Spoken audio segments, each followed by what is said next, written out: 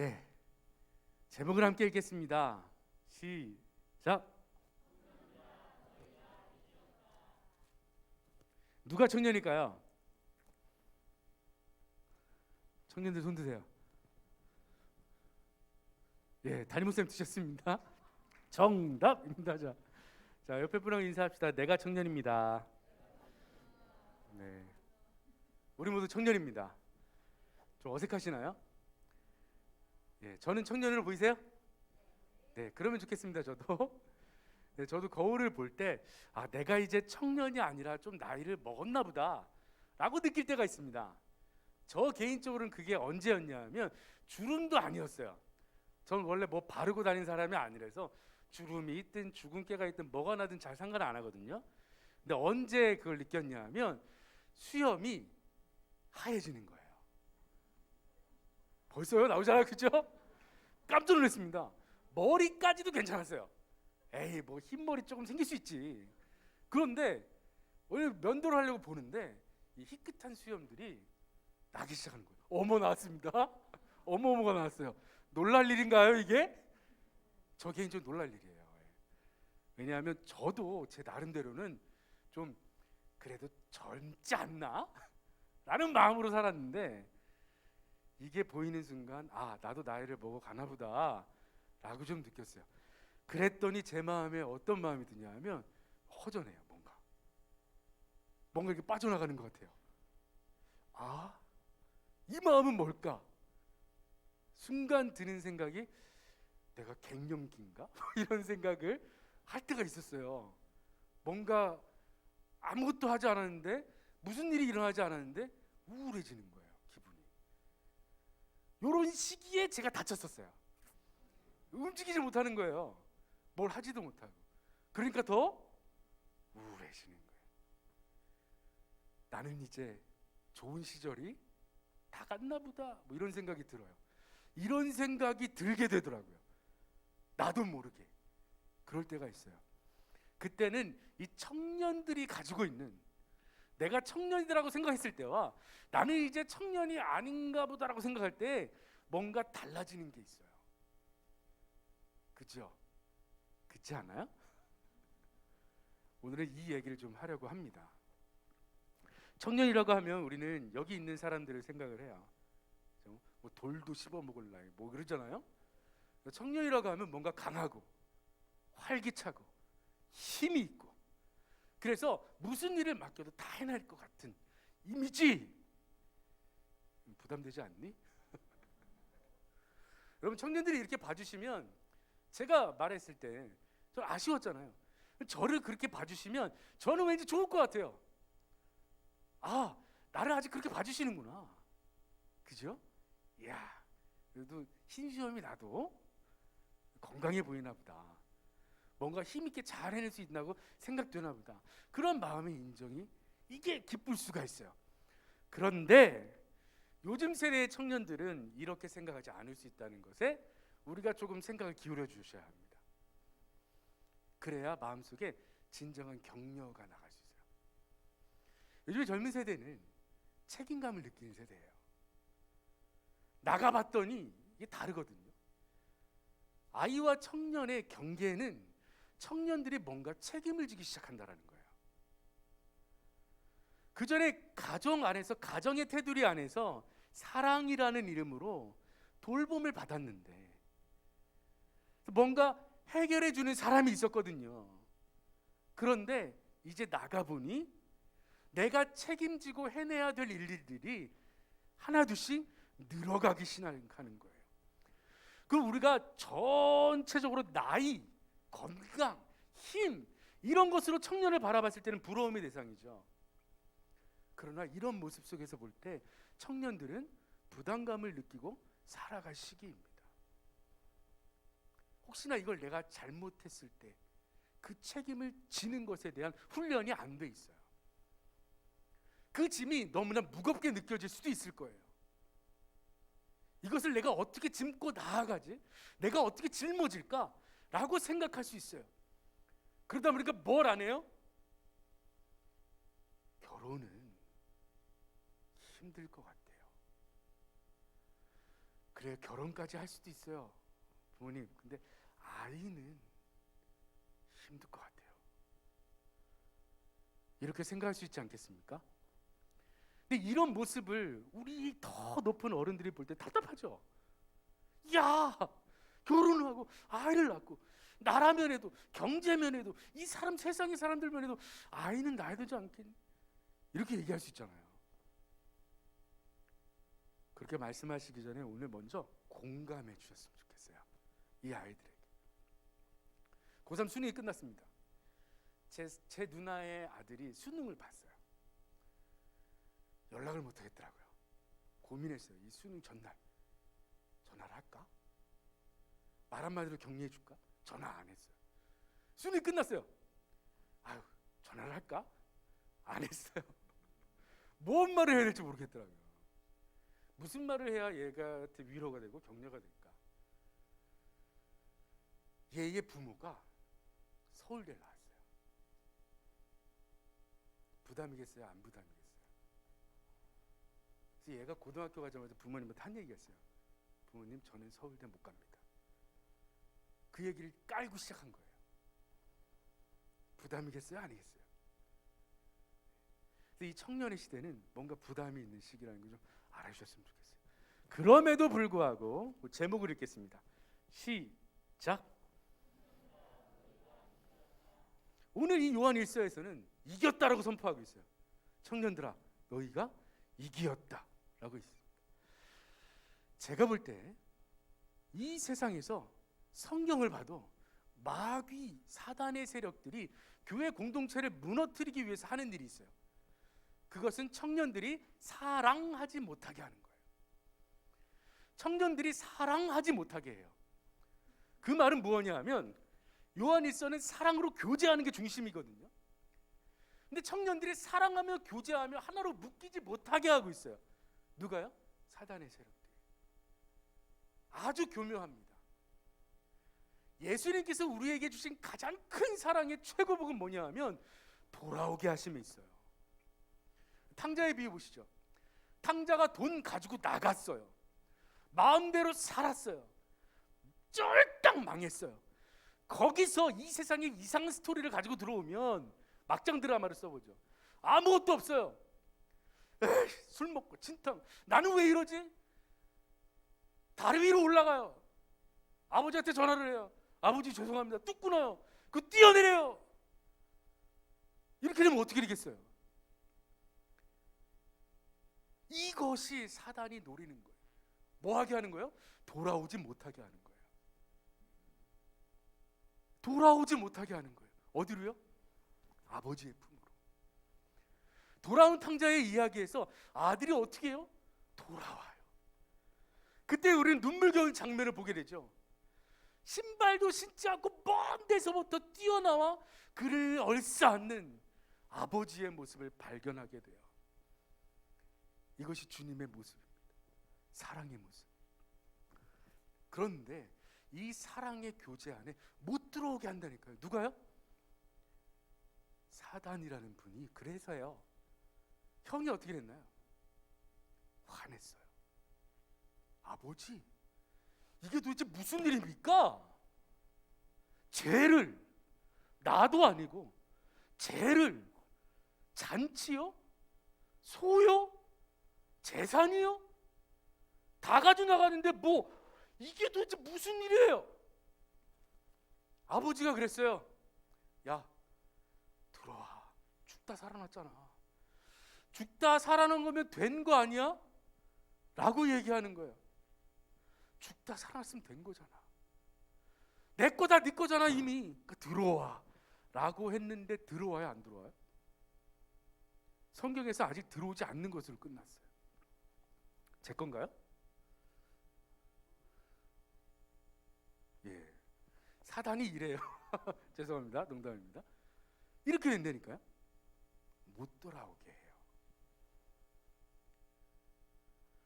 청년들이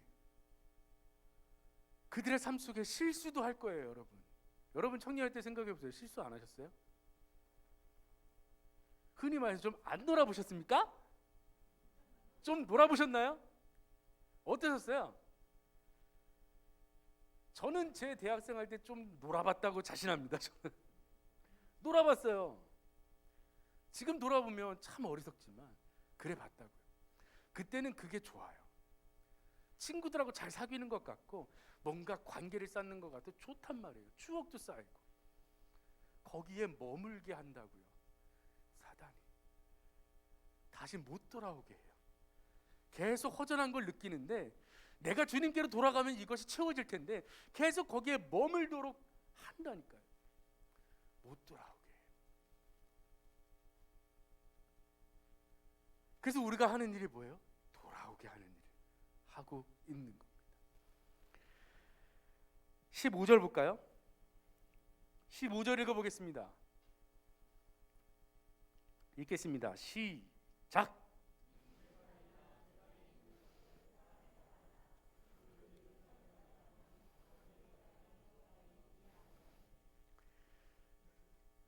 청년들 잘 들으세요. 아까도 우리 나눔의 시간이 있었는데 뭐가 세상에 속한 것이고 뭐가 하나님 안에 속한 것인지를 우리가 구분하지 못할 때가 있어요. 세상을 사랑하지 말아야 돼요. 세상 속에 있는 것도 사랑하지 말아야 돼요. 그러면 그 안에 하나님의 뭐가 없대요? 아버지의 사랑이 그 안에 있지 않는 거예요. 세상도 사랑하고 하나님도 사랑할 수 있다는 얘기일까요? 아니요. 세상 사랑하면 뭐가 없고 하나님 아버지의 사랑은 없는 거예요. 이 사랑이 중간이 없어요. 하나님이 그런 분이세요. 중간 사랑 아니? 저거 사랑할 거야? 그럼 나에 대한 사랑 없는 거야. 잘 생각해라 라고 하는 거예요. 세상에 있는 거 사랑하기 시작했니? 그럼 나에 대한 사랑은 이미 없는 거야 라고 얘기하는 거예요. 그랬더니 그게 뭐래요? 16절 읽어볼게요. 읽겠습니다. 시작.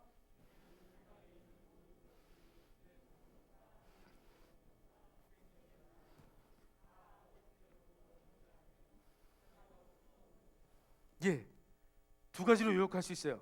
정욕, 자랑. 이건 세상 거예요. 그러면 하나님 안에 있는 사랑이 있다면 뭐가 없는 거예요? 정욕이 없는 거예요.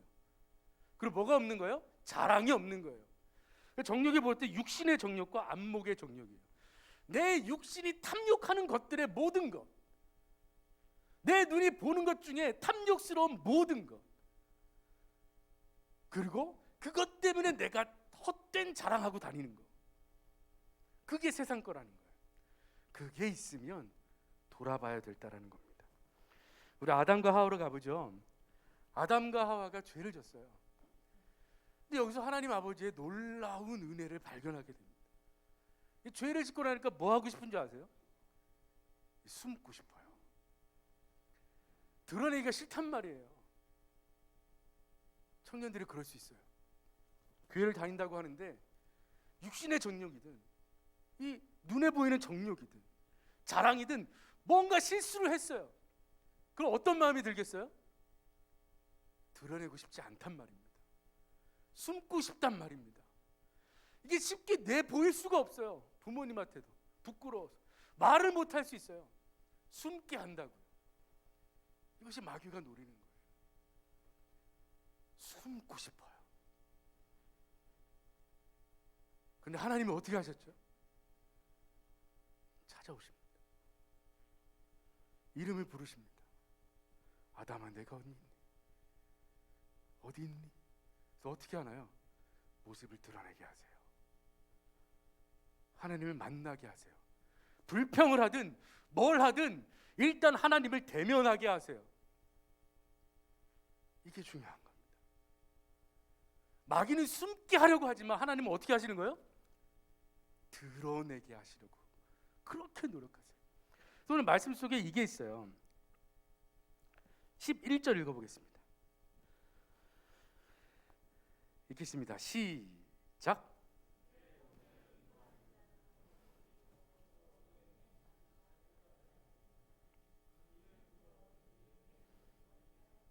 어둠이라고 되어 있어요.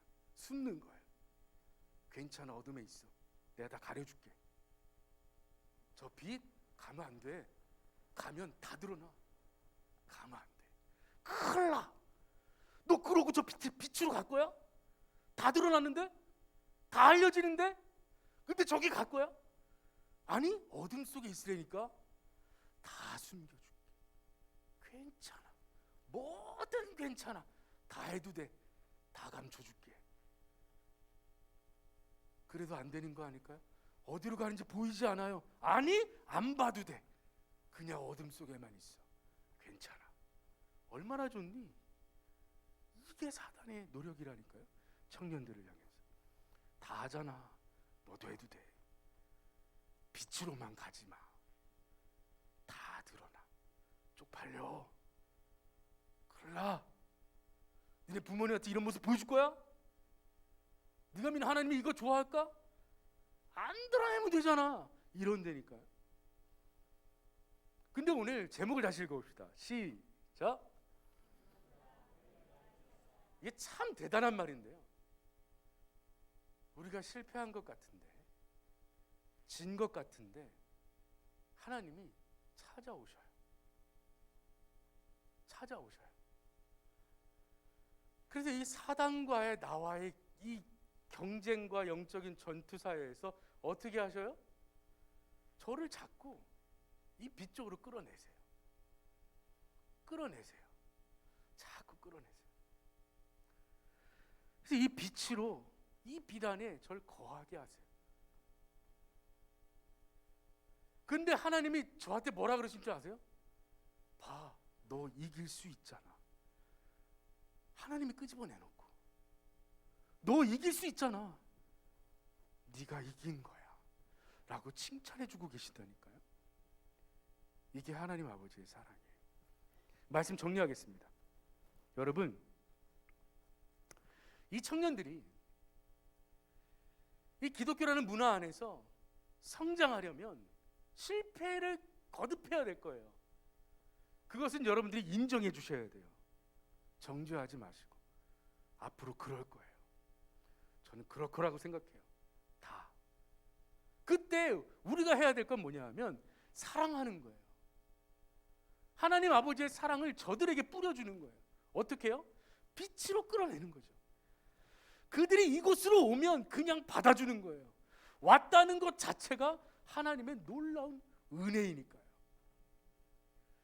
저기 어딘가 숨어 있는 게 아니라 온 거예요.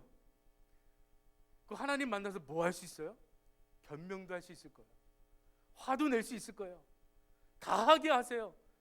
그러나 그런 과정 중에 하나님은 그 청년에게 이렇게 고백하게 할 거예요.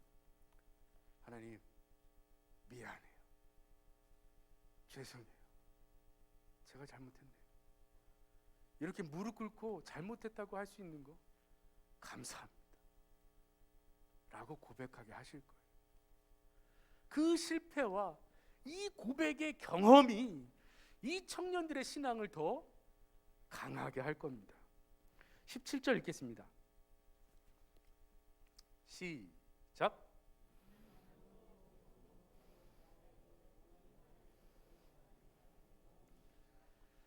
그래서 오늘 본문은 이 하나님의 뜻을 사랑이라고 표현하고 있어요. 서로 사랑하는 것, 하나님을 사랑하는 것. 이 사랑을 우리가 충만하게 나눌 때에 영원히 거하는 청년들도 힘을 얻고 여러분들에게 힘이 되는 그런 청년으로 남을 줄 믿습니다. 기도하겠습니다. 전능하신 하나님, 우리가 말로만 사랑하지 말고 행함과 진실함으로 사랑하라고 하셨으니 이제 우리 청년들을 향한 사랑이 충만케 하여 주시고 우리 청년들이 혹여나 실패하더라도 거기서 머물러 있지 않고 주님 앞으로 다시 나아와 진정한 승리의 기쁨을 맛볼 수 있도록 서로 격려하고 돕는 교회 공동체 될 수 있도록 도우시옵소서. 우리 청년들의 결단과 결심에 예수 그리스도의 뜻을 생각하게 하시고 그리하여 선한 뜻을 행하는 청년들 될 수 있도록 도우시옵소서. 모든 것 주님께 맡기며 우리 주 예수 그리스도의 이름으로 기도합니다. 아멘.